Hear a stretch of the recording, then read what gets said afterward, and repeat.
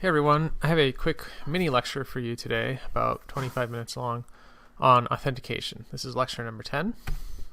Last time we talked about relational database scaling, and we started off talking about scaling the read load because in databases very often the majority of the traffic is reads rather than writes, so it makes sense to think of how to deal with the reads and writes separately. With read replication, we scale up the database horizontally by having replicas of the data, which are additional machines that store copies of all the data that are available for reading. In that case, we still have the writes happen in one place, so there's one source of truth in the system, and changes are propagated to the replicas.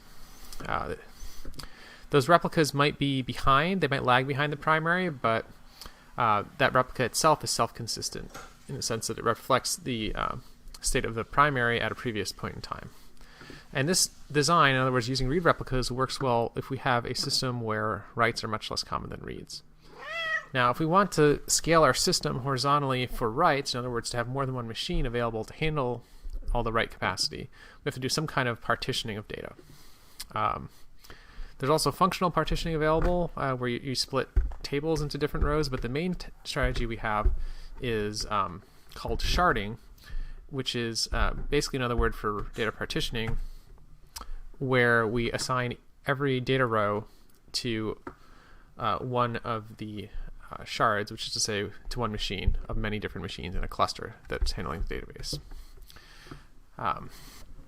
Because each data element has a single home, we avoid some consistency problems that might arise otherwise. So with this sharding approach, it allows us to scale a relational database to handle more writes, but it's a little bit of a hack. We have to somehow figure out how to divide our queries to be distributed among the many servers that have the data. Okay.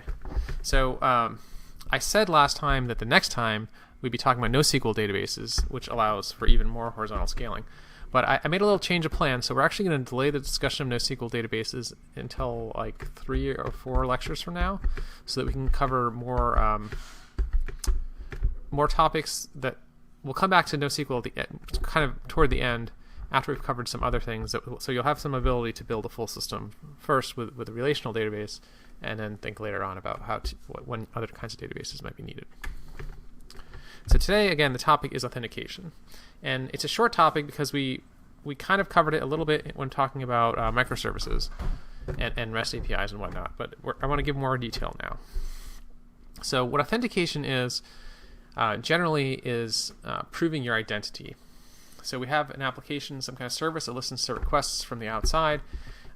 Very often, the service wants to only service those requests for particular users or to give user-specific data in response to requests. So, for example, if you are creating a messaging app and you have users requesting their messages, you want to give each user who asks for their messages, not someone else's messages, and you want to protect any one person's messages from being seen by others, right? So the way authentication typically is done is with a password. Reason for that is that people can remember passwords. Of course, that's a problem because then people end up choosing bad passwords, but it's a whole other discussion. Generally, in your database, you would store not the password directly, but you would want to store the password directly. Maybe initially you would think that would be the solution. That's a bad approach because it creates security problems for the user. Like if I use this, because users typically reuse their passwords. If a service were to store the user's passwords directly, then anyone who has access to that system would be able to see those passwords and then maybe turn around and apply those passwords to another system. Like, so for example, you sign up for my social network and I get your password and I use that to log into your email account. That would be bad for users, right? So to solve that problem or to avoid that, we store a hash of the password, and actually a salted hash. So a salt means that you you add a random string to the front of the password before you hash it. So this is something you can repeat whenever you're checking the password, so you can regenerate that hash to do the password check. But you don't actually know what the password is, except you get it provided by the user when they're trying to authenticate. So database doesn't store the password, the user supplies it. The service translates it into some kind of hash, and the hash is what's stored in the database, and you compare that to see whether the user should be allowed to connect. Okay. So in addition to that, very often we use either email address or phone number as a way to prove identity. We assume that if this is basically two-factor authentication, but it could be used as the only factor for authentication.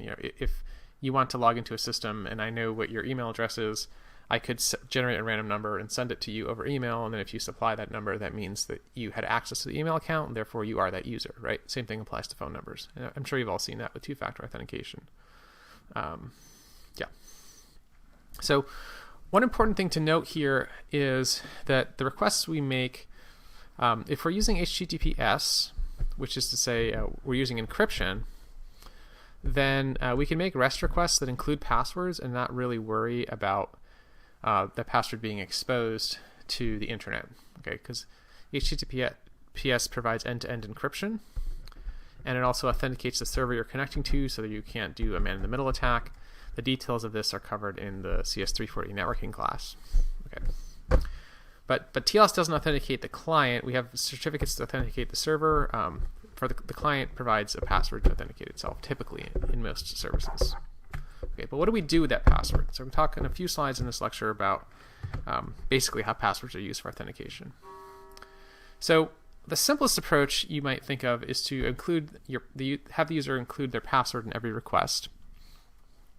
So even though the interface the user has on the program might just have a single screen with a login field that asks for a password, you could store that password locally, like on the smartphone app or the desktop application or in the browser, and include it in every single request later on that's used. So if I'm fetching my inbox using this REST API, I might have additional query parameters that provide my username and password that was stored later, right? When the server gets that, of course, it can check this with what's stored in the database to see whether, whether I knew the password, the correct password for Steve. In addition, so this is showing it being included in the query parameters. You might also include it in the body of the message. That's kind of equivalent. But I want you to stop and think about why this solution is less than ideal. Why is it a bad idea to include the password in every single request? Well, it's not. Yeah. So the downsides of it are that you have to store the password locally, and that itself is a security risk. So if someone else gets access to the software that's storing that password, then they'll be able to extract that password and use it elsewhere. So for example, when you store your passwords in your browser, depending on how it's implemented, that might be a security risk in the sense that someone else accessing that browser could extract that password and use it elsewhere if they have root access to the machine. It's also potentially a problem that every single one of these requests you're sending is including that password, which is kind of a sensitive thing. Even if we assume that at least one request needs to include this password, maybe for later requests we can include something else besides the password and prevent the backend from seeing the password every single time. Also, if you have logs on your server that are showing the URLs of requests, like the paths of requests, those files are going to be storing the password every time someone makes a request that has a password in it. So a lot of the staff will be seeing passwords in logs and whatnot. So one step that's typically taken to hide passwords a little bit and to limit the sharing of passwords in these systems is to use session keys instead. And session keys are kind of like temporary passwords, so they're generated using your primary password. So when you log in, the backend would generate some kind of a random session key, store that in a database, similar to how it's storing a hash of your password, and then return that session key back to the client. Then later on in your in later requests, you would include that session key in it. So I'm showing two different requests here. The first one is the sign-in request. The initial request does have to supply a password, but the response to that, in this case, is a 200 OK message that includes this random string that was generated by the backend. The client remembers that, includes it in future requests, like the second one shown here. I'm showing an HTTP header that's the authorization header that includes this session key, and then that would be used by the backend to authenticate the request. So notice that the path of the request doesn't include anything sensitive, and this session key, this will be included in a lot of future requests. But this itself is, if this is leaked, I guess, the impact is much less than if the password is leaked, because this is a temporary password. It can always be deleted from the database without any impact, whereas this main password is something that the user may be using on a lot of different services, and it's something that the user would it would be embarrassing to tell the user that they have to reset their password because on all their services because you happen to leak their password within your organization. Okay. One thing to note here is that in future requests, I'm not sending the username. I'm just sending the authentication key or the session key.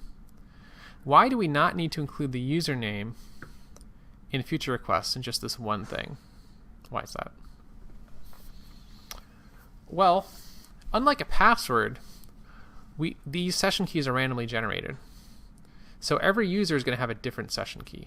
Like this password, Jordan23, is actually on the list of most common passwords, right? Michael Jordan, Chicago Bulls, number 23.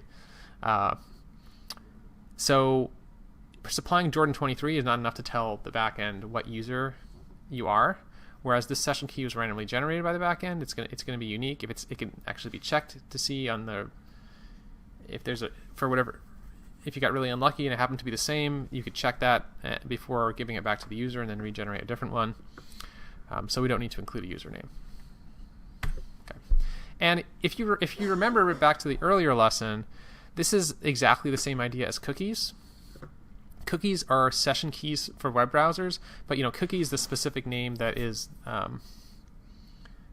that for HTTP session keys that are stored by browsers. So cookie-based authentication is actually a special case of session keys, right? So we logged in and we got a message back that where in the header it told the browser to set a cookie, and then all future requests included this special header. The only difference between this and what I just showed you, it was that the header name is cookie instead of authorization. So the one I showed was authorization, but it's the same idea. If you're building your own, if you're using a REST API rather than a web browser, you can include whatever headers you want, and authorization is a common one used for authentication.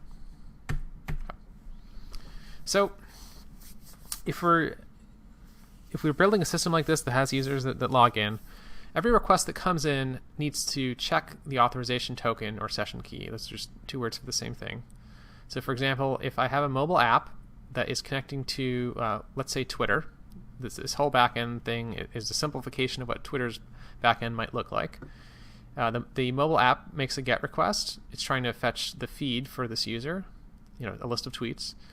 That request includes a session key, and this backend server, before it gives the answer, it needs to figure out what user is making the request and are they allowed to make that request, right? So it passes. This request included an authentication token. In this case, there's a separate microservice on the side that has the function of that's responsible for authentication.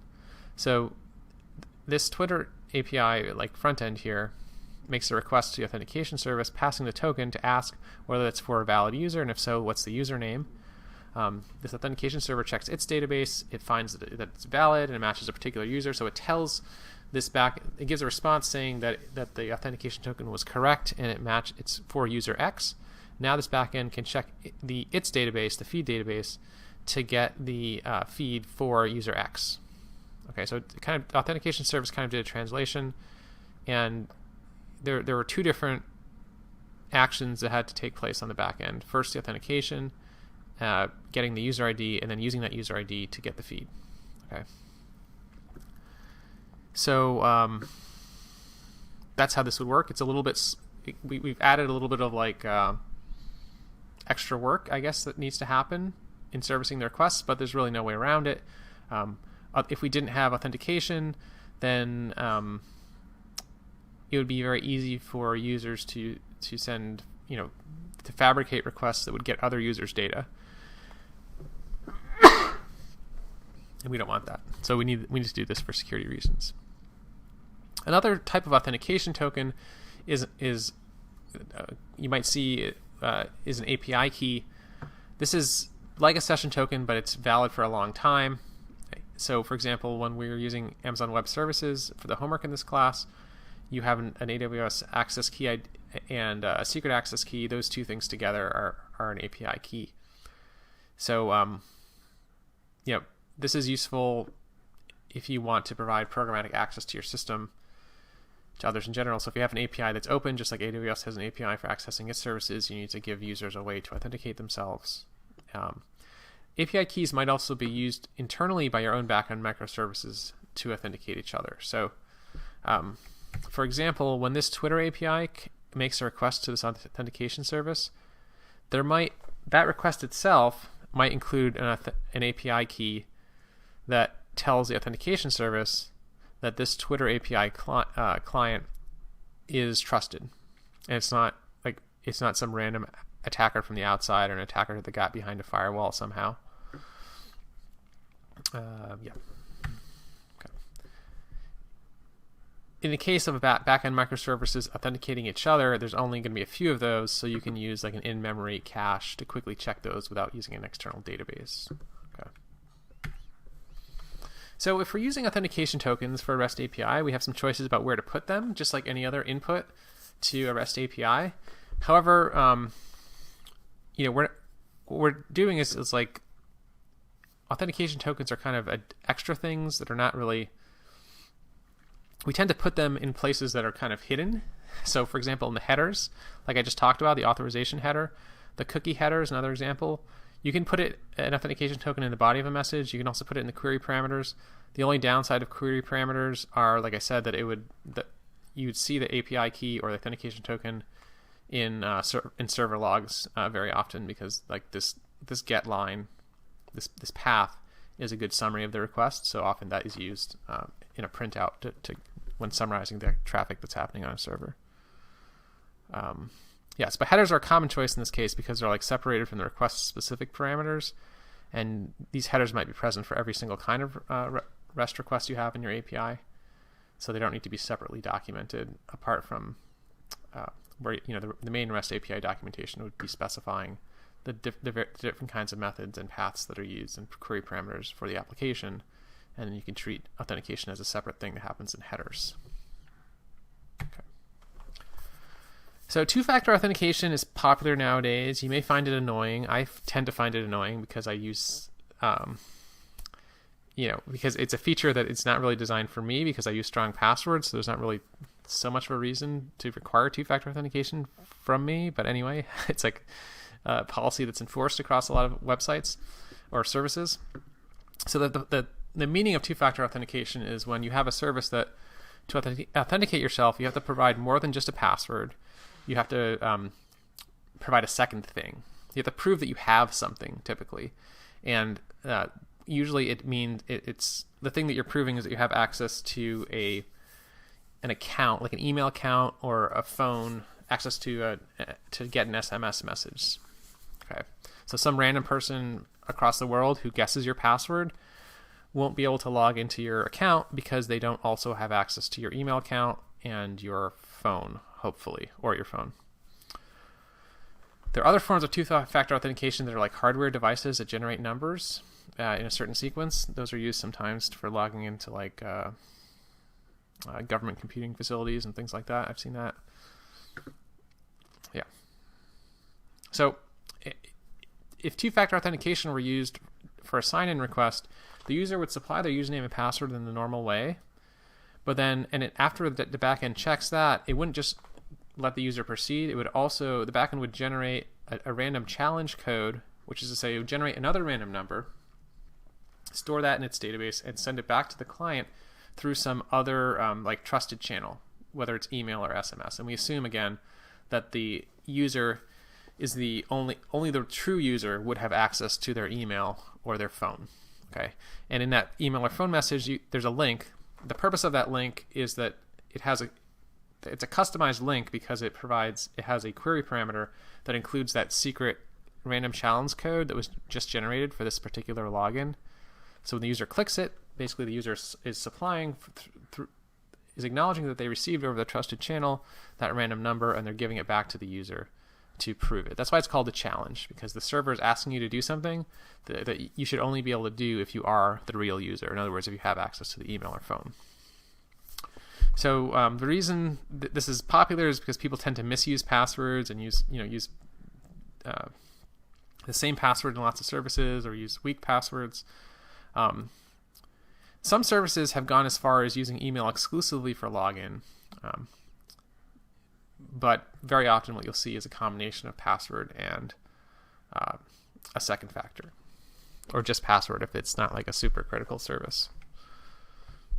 This same idea of like sending you a challenge code over email or SMS is also what's used to implement a forgot my password feature on a website. So again, they generate random code, send it to you over email, and then if you're able to supply it back, it means you had access to the email account. Okay, so that was a really quick summary of authentication. The reason we have authentication is because typically when we're running a web service, we are usually not just providing the service for anonymous users, for anyone in the public to use, but rather we have like services that are tailored to specific users. And so we want to be able to want the users to have a way to identify themselves to prove to us who they are. Typically they do that with a password, but there's more to it than just using a password. You have to understand that when you're storing a password, you have to hash it, and also hash it in a specific way. I didn't go into a ton of details about how to hash it, but I at least want you to know that you shouldn't be storing passwords directly. I talked about how email and SMS are typically treated as trusted side channels for communication, and those are used for two-factor authentication. Authentication tokens or keys or session keys are all terms for randomly generated strings that the backend would generate and store, and then send to a client somehow, and then basically later expect the client in various ways to give it back, and then it would check that to make sure that the same user is making the request as came in previously and provided a correct password. Okay. So often we have a separate microservice dedicated to authentication. So this is an example where you can split up responsibilities pretty naturally. There are other ways to do authentication. Digital signatures are a very interesting example and quite powerful. For example, digital signatures are the way that when you visit a website, for example, if you go to northwestern.edu, that website, the content you get, you can trust that it's actually coming from Northwestern and not from someone else pretending to be Northwestern, because of a digital signature that is applied to a certificate that it sends you. That's another form of authentication through public key cryptography, which is a lot more complex to explain. That's covered in the 340 networking class, but it's a fascinating topic, and also would be covered probably in a lot of security classes, or cryptography classes, of course. All right, that's it. I'll have another lecture for you soon. This is just a little mini one to bridge the gap. Thanks for joining.